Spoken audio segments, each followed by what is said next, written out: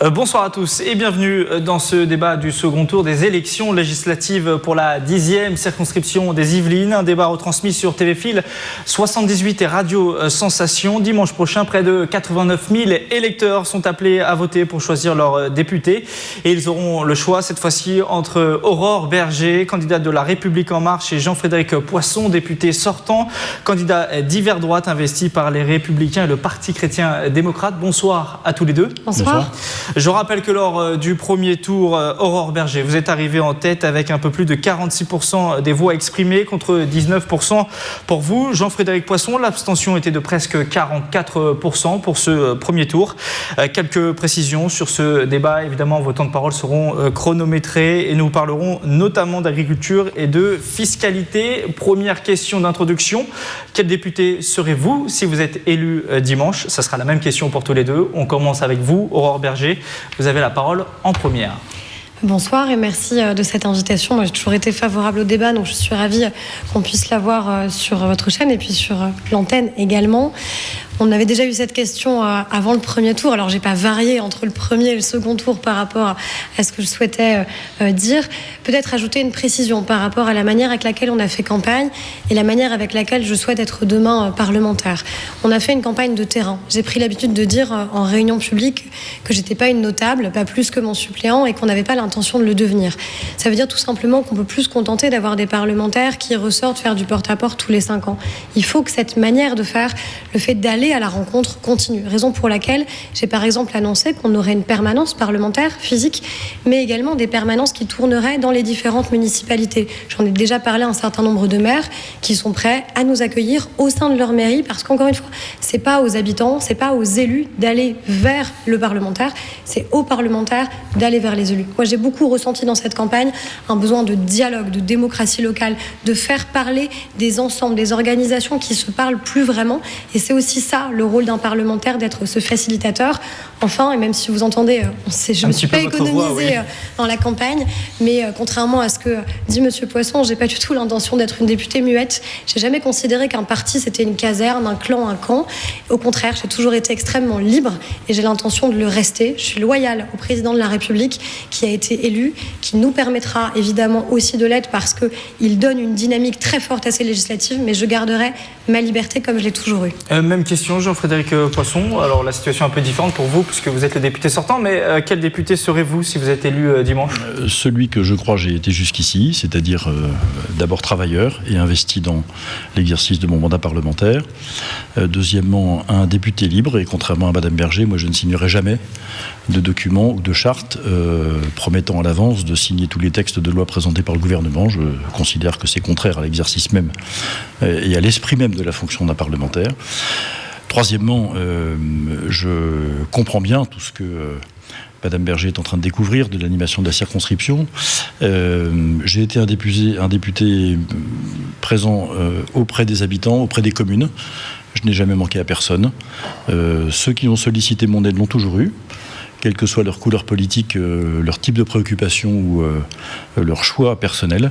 Et j'ai tout à fait l'intention de continuer dans ce sens.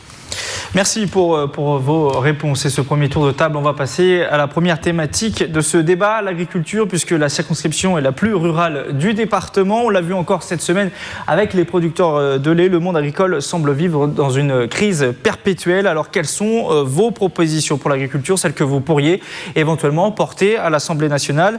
Jean-Frédéric Poisson, vous proposez notamment, selon votre profession de foi, je cite, que les agriculteurs puissent vivre de leur métier et que les réglementations qui encadrent leurs activités soient ramenées au niveau des dispositions européennes. Pour vous, il y a trop de règles, trop d'encadrement en France? C'est le sentiment général de l'agriculture, comme d'ailleurs de beaucoup d'autres activités.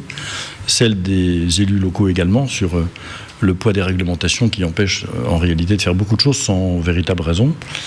Il y a cette volonté des agriculteurs aussi de vivre dignement de leur activité et peut-être un peu moins de leurs subventions et un peu plus de leur savoir-faire et de leur engagement personnel. Et il y a en tout cas des choses à modifier profondément dans les lois portées par la majorité sortante. Et en particulier cette folie qui consiste à considérer les agriculteurs d'abord comme des aménageurs de territoire et pas comme des entrepreneurs. Je crois qu'il y a une volonté à avoir une réelle fermeté à l'égard de l'évolution de cette loi dite de modernisation de l'agriculture qui a été adoptée il y a 2 ans, et puis un équilibre aussi à trouver par rapport aux exigences de la biodiversité, de la transition écologique. Il faut faire très attention à tous ces aspects. Les agriculteurs sont depuis longtemps engagés dans une volonté de réduire l'utilisation de produits à caractère agrochimique, on va dire ça comme ça. Il faut les accompagner, continuer ce mouvement, mais l'équilibre à trouver est subtil. Donc il y a ces 3 aspects de réglementation, de santé et de pérennité des exploitations sur le plan économique, et puis d'accompagnement pour tout un tas d'activités. Puis il y a le schéma sur la ruralité avec l'Agence nationale de développement de la ruralité, dont j'ai déjà parlé ici même, il y a maintenant une quinzaine de jours. Aurore Berger, si l'on se réfère au programme présidentiel d'Emmanuel Macron, l'objectif numéro 1 pour l'agriculture, c'est garantir des prix justes pour que les agriculteurs puissent vivre de leur travail. Comment vous souhaitez agir dans ce sens? Est-ce que vous pouvez développer un peu cette idée-là? Oui, déjà, on est encore un département agricole. On est le 2e département agricole francilien. Mais malheureusement, on a perdu depuis 1970 dans notre département. On a divisé par 3 le nombre d'exploitations agricoles. Il en reste un peu moins de 1000 dans notre département. Donc c'est un enjeu essentiel, évidemment, de continuer à assurer la pérennité de nos exploitations agricoles. On assure comment la pérennité de nos exploitations agricoles? Avec ce que vous dites, en effet, qui est au cœur du programme présidentiel, d'assurer un prix juste. C'est la raison pour laquelle on dit plusieurs choses dans le projet. Le premier, c'est maintenir le budget de la PAC, qui est extrêmement important, et c'est la raison pour laquelle le président lui-même s'est engagé sur ce point. Accompagner les agriculteurs dans la modernisation de leur outil de travail. Dans le plan d'investissement que l'on propose, c'est un plan de 50 milliards d'euros sur l'ensemble du quinquennat. 5 milliards d'euros, 10 milliards d'euros sont consacrés à l'agriculture. C'est l'aide à l'installation des 5 jeunes... ou 10 milliards. Comment ? C'est 5 ou 10 milliards. 5 milliards d'euros sont consacrés à l'agriculture, c'est-à-dire 10% de ce qui est prévu dans le plan d'investissement sur l'ensemble du quinquennat, ce qui est quand même un engagement sans précédent sur la question agricole. L'aide à l'installation des jeunes agriculteurs, par exemple avec l'obtention d'un prêt de 50 000 euros pour les aider à s'installer. Et puis c'est aussi toute la question de la réglementation. En effet, le président de la République a coutume de dire que finalement on est parfois un peu trop bons élèves sur la transposition des directives européennes. On a tendance à surtransposer. C'est pas forcément un objectif qu'il va falloir poursuivre.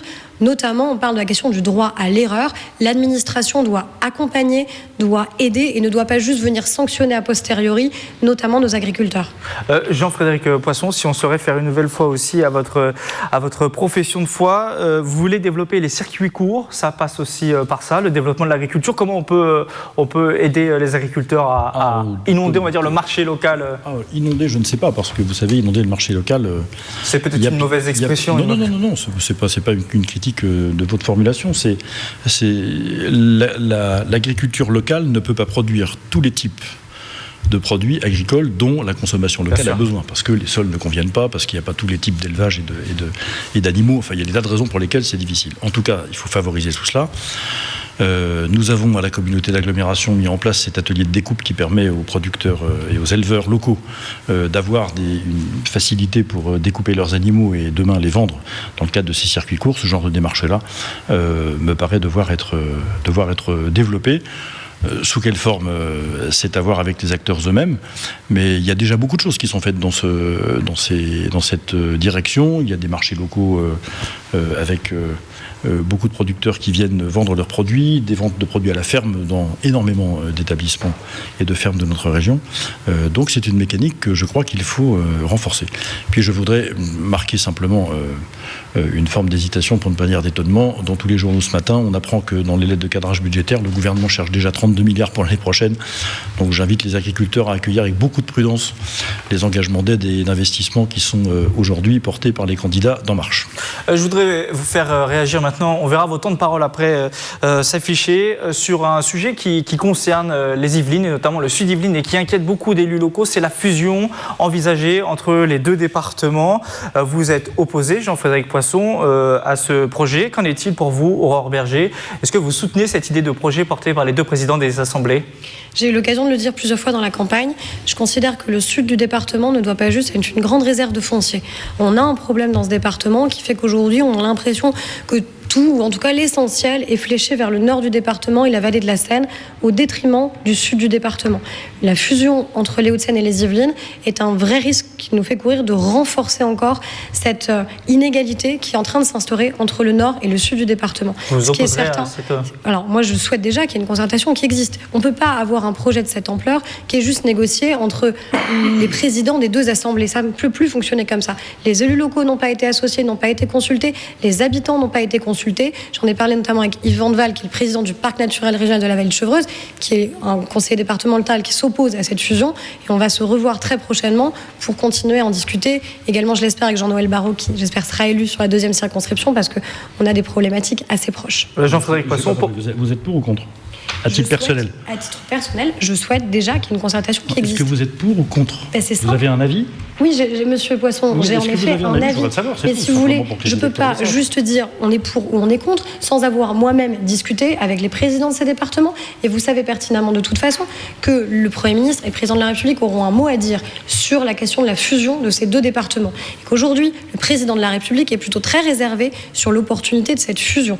Donc moi, je pense que de toute façon, ça ne pourra pas avoir lieu en l'état actuel des choses et ça ne peut pas être continué à être fait. Je ne sais pas pourquoi vous ricanez. Ça ne peut pas être continué à être fait avec l'absence totale de concertation qui a eu lieu. J'ai eu l'occasion de le dire d'ailleurs face à vous en débat, quand nous avons débattu pendant 2h30 la semaine dernière. Donc vous connaissez très bien ma position sur le sujet. Pour conclure, Jean-Frédéric Poisson, sur cette question de la fusion, vous êtes farouchement opposé. Moi, je suis opposé à cette fusion. J'ai fait prendre par la communauté d'agglomération. Vous pourrez d'ailleurs arrêter le processus en tant que député, selon vous Arrêter le processus, c'est en tout cas continuer à dire qu'on y est opposé. Les raisons pour lesquelles j'y suis, je le suis depuis l'origine.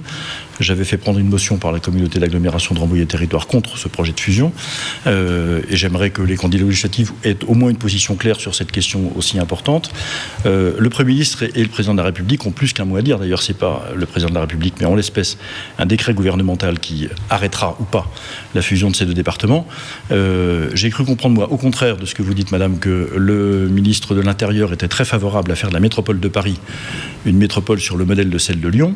Or, dans la métropole de Lyon, il n'y a plus de département. C'est-à-dire là où est la métropole, le département n'exerce plus de compétences.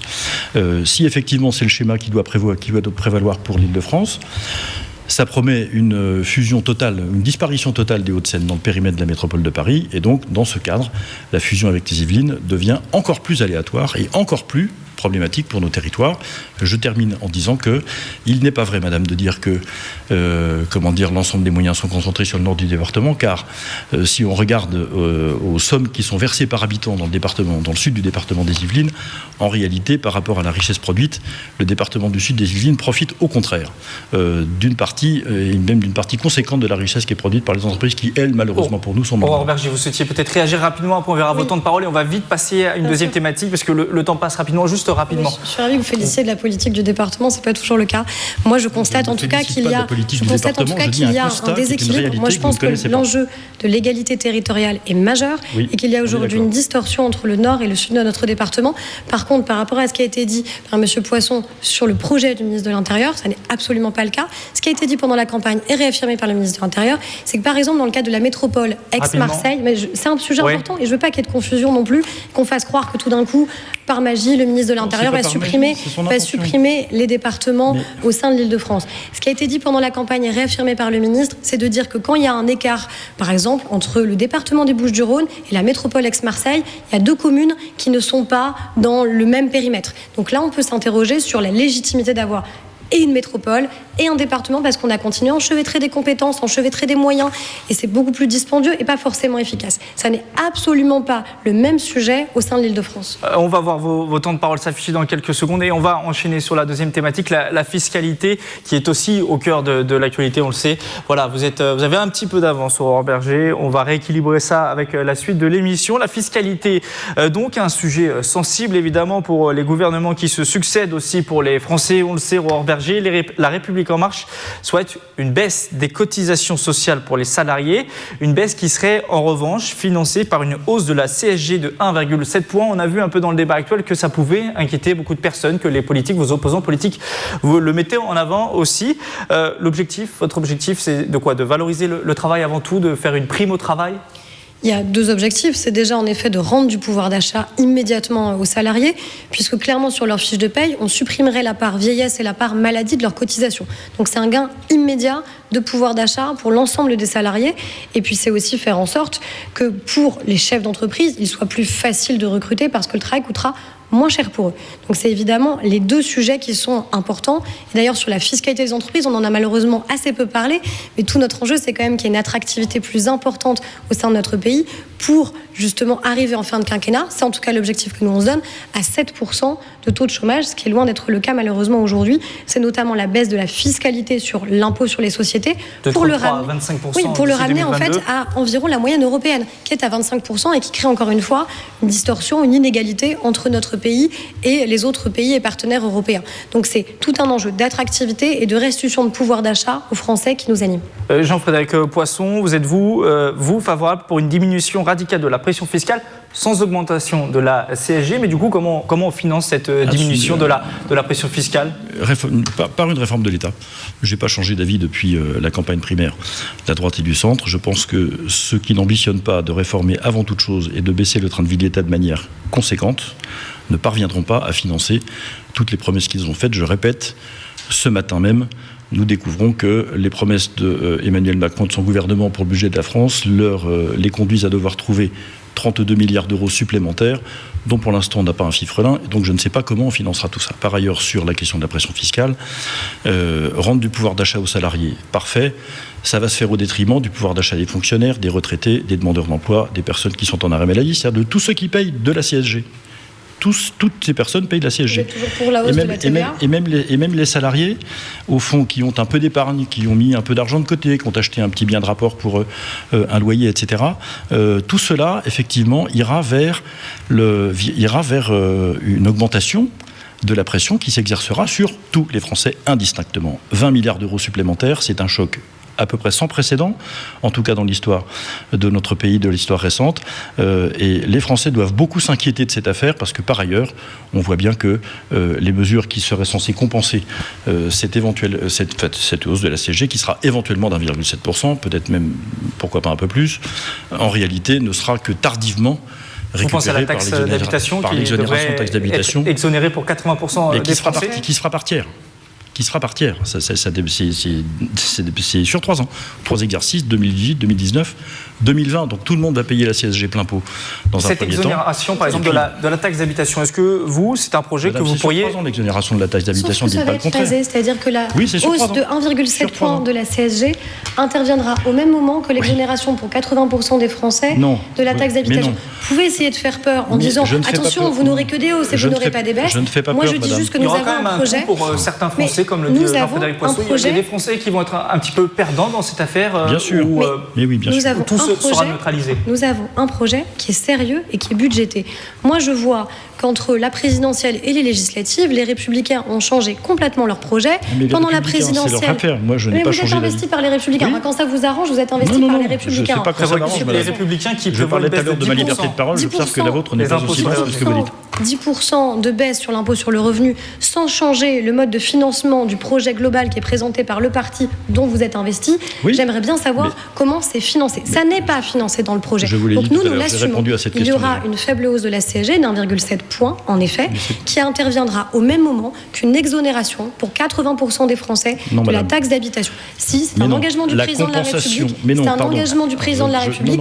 Et il m'apparaît assez clair depuis le début de son mandat que le président de la République tient ses promesses et tient ses engagements, monsieur. Vous avez le droit de le contester politiquement, vous avez le droit d'être en désaccord politique, mais arrêtez de mentir en disant que ce que je dis est faux, que le président de la République n'a pas dit cela. Le président de la République a clairement dit cela. Je vous invite à ne pas me traiter de menteur. Vous prenez un peu d'avance. C'est très important de le dire. Jean-Frédéric Poisson, ne me traitez pas de menteur, c'est injurieux. un petit peu le temps de parole. Je vais vous renvoyer moi-même à vos propres contradictions. Nulle part il n'est écrit que la hausse de la CSG n'interviendra que pour un tiers en même temps que le phasage de la taxe d'habitation. Ça n'est pas vrai. Le président de la République l'a redit encore cette semaine. Ça n'est pas vrai. La hausse de la CSG doit intervenir. Comment vous allez trier ? Vous allez augmenter vous n'allez augmenter la CSG et baisser les taux de cotisation sociale que pour les gens qui sont exonérés de taxe d'habitation. Ça n'a aucun sens. Non, je vous dis que l'exonération de taxe d'habitation interviendra au même moment que la hausse de la CSG. Ça n'est pas vrai. Vous le savez bien. C'est par tiers. La taxe d'habitation, c'est sur 3 ans. Et la CSG, c'est plein pot tout de suite. C'est ça le cœur de votre projet, ne me dis pas le contraire. Ou alors, ça veut dire qu'on change d'avis tous les jours. Par ailleurs, la tenue des promesses du président de la République, pardonnez-moi, sur tout ce qui concerne le comportement d'un certain nombre de ministres et leurs ennuis judiciaires et leurs problèmes avec la moralité, excusez-moi de vous dire que là, on est très loin des engagements et très loin des promesses de renouvellement, de moralisation, etc., dont on nous a rebattu les oreilles pendant des semaines. Donc là, on aborde un autre sujet. Vous souhaitez peut-être réagir à ce qui vient d'être dit, ou alors on enchaîne peut-être pour votre carte blanche. On va voir vos temps de parole s'afficher dans peu de temps. Voilà, dans quelques secondes, ils vont s'afficher. Et puis, on va passer à votre carte blanche. Vous pourrez mettre en avant le point que vous souhaitez chacun pour rééquilibrer un petit peu les temps de parole d'ici quelques secondes. En tout cas, voilà, on les voit. Donc, Aurore Bergé, un petit peu d'avance, 30 secondes d'avance, à 25 précisément. On va passer à cette carte blanche qui vous permet à chacun de mettre en avant le point que vous souhaitez. On devait aborder initialement une troisième thématique, la politique familiale que vous voulez porter. On n'aura pas le temps de le faire. J'invite une nouvelle fois les téléspectateurs à se rendre sur vos sites internet respectifs pour aller plus loin peut-être. Jean-Frédéric Poisson, vous débutez. Vous avez un peu plus de temps pour votre carte blanche. Allez-y, vous avez 1 minute 30. Moi, je voudrais simplement soumettre à la réflexion de nos auditeurs et des téléspectateurs cette citation que je tire d'un discours du président de la République. Il l'a prononcé le 28 février dernier à Angers. Et je vous en donne lecture. Est-ce que quelqu'un peut penser raisonnablement que, élu président, il aura une majorité présidentielle uniquement avec son parti ? Moi, je n'y crois pas, dit Emmanuel Macron. Non seulement ça n'est pas possible, mais ça n'est pas souhaitable parce que ce serait un hold-up. Voilà ce que disait Emmanuel Macron lui-même au mois de février, le mois dernier, il y a 3 mois, pendant la campagne présidentielle. Nous sommes en face. Alors, je ne sais pas s'il faut retenir les termes de hold-up, ce sont les termes du président, je lui laisse le soin de cette appréciation. J'aimerais bien d'ailleurs que Mme Bergé réagisse sur ce propos du président de la République pour savoir s'il est toujours d'accord avec lui. En attendant, moi je dis simplement que les majorités pléthoriques provoquent un affaiblissement sans précédent du pays. La dernière fois d'ailleurs, Mme Bergé s'en souviendra sans doute, puisque c'est son mentor Alain Juppé qui était aux affaires, 470 députés de l'UDF et du RPR, en 95 des grèves, en 97 une dissolution et rien n'est arrangé au milieu. Faites attention, les Français s'en rendent compte d'ailleurs en ce moment, il faut bien faire attention à ne pas confier à un pouvoir exécutif déjà très renforcé, qui muselle la liberté de la presse ou en tout cas qui l'atteint, qui mette en coupe réglée ses parlementaires. Emmanuel Macron dit lui-même qu'il faudra cornaquer de près les députés parce que sinon ça pourrait être le foutoir. Il fait signer un engagement de voter tous les textes à ses futurs députés ou députés putatifs. Je dis simplement, ne mettez pas en danger les libertés du Parlement et donnez une opposition à M. Macron. On va du coup laisser répondre peut-être Aurore Bergé, si vous souhaitez répondre. En tout cas, c'est votre carte blanche à vous. Allez-y. Je vous remercie. Moi, je préfère utiliser ma carte blanche pour dire des choses positives plutôt qu'être juste dans la contradiction, des choses négatives. Moi, c'est pas mon état d'esprit et c'est pas celui qui a guidé ma campagne. En effet, j'ai reçu le soutien d'Alain Juppé. C'est un soutien dont je suis fière et qui m'honore. Je suis la seule candidate qui n'appartient pas justement aux Républicains qui a été soutenue par lui. Et encore une fois, je le remercie. Je remercie les électeurs qui, au premier tour, ont fait le choix massivement de soutenir ma candidature. 23 000 personnes qui ont fait le choix de voter pour moi et Gilles Schmitt, mon suppléant, qui est adjoint au maire à Rambouillet. Et je les invite évidemment à maintenir ce choix au second tour et à continuer à voter pour nous. On a une opportunité formidable aujourd'hui dans notre pays de recomposer complètement la vie politique de ce pays en cessant justement le tic-tac permanent entre la gauche et la droite qui n'a pas permis de réformer notre pays, qui n'a pas permis de le rendre plus égalitaire et de le rendre plus juste. Je crois au projet du président de la République. C'est d'ailleurs le projet qui a été choisi dans notre circonscription en le plaçant en tête du premier tour et massivement au second tour, loin des ambiguïtés de certains qui mettaient sur le même plan l'extrême droite et Emmanuel Macron. Donc je les invite à confirmer ce choix, à donner une majorité au président de la République et à faire le choix justement de l'optimisme en votant pour nous dimanche prochain. C'est la fin de ce débat pour le second tour des élections législatives pour la 10e circonscription des Yvelines. On voit les temps s'afficher. Voilà, vous êtes presque à égalité. Bravo à vous deux. Merci d'être venus en plateau. Merci à vous aussi de nous avoir suivis. Pensez évidemment à aller voter dimanche. En attendant, vous retrouvez cette émission en replay sur tvfil78.com ou l'application TVFil78 sur Radio Sensation aussi. Bonne soirée à tous. Bonne soirée à toutes.